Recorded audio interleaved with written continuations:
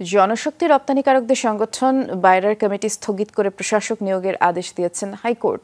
গণতন্ত্র বিরোধী কার্যক্রম এবং নির্ধারিত সময় নির্বাচন না দেয়ায় বাণিজ্য মন্ত্রণালয়কে এই নির্দেশ দিয়েছেন বিচারপতি এ.কে.এম. আসাদুজ্জামান ও মোহাম্মদ মাহবুবুল ইসলামের দ্বৈত বেঞ্চ। রিটকারী বাইরার সদস্য রবিউল ইসলাম রবিনের রিট আবেদনের প্রেক্ষিতে এই আদেশ দেওয়া হয়।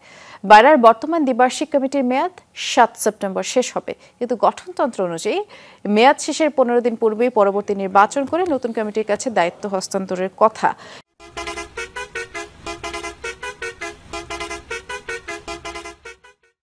কিন্তু বর্তমান সভাপতি যুবলীগ নেতা আবুল বাশার ও তার পরিষদ নিয়ম না মেনে বাণিজ্য মন্ত্রণালয় থেকে কমিটির মেয়াদ আরও ৩ মাস বৃদ্ধি করে। এই বিষয়টি চ্যালেঞ্জ করে হাইকোর্টে রিট করলে আদালত বাণিজ্য মন্ত্রণালয়ের সিদ্ধান্ত স্থগিত করেন।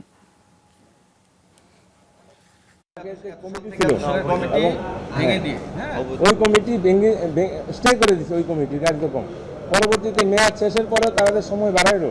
ওই সময়ের যে অর্ডার দিয়েছিল মন্ত্রণালয়, এই মন্ত্রণালয়ের আদেশটাকে স্টে করে দিল এবং পরবর্তী নির্বাচনের জন্য প্রশাসক নিয়োগ দিয়ে প্রশাসক কার্যক্রম করবেন এবং পরবর্তী নির্বাচনের ডেট ফিক্স করবেন উনি। আমরা এখান থেকে বাণিজ্য মন্ত্রণালয়ে যাবো, আমরা লিখিতভাবে দিব যে আগামীকালকের মধ্যে কিংবা অতি দ্রুত সম্ভব বাইরেতে প্রশাসক নিয়োগ করার জন্য।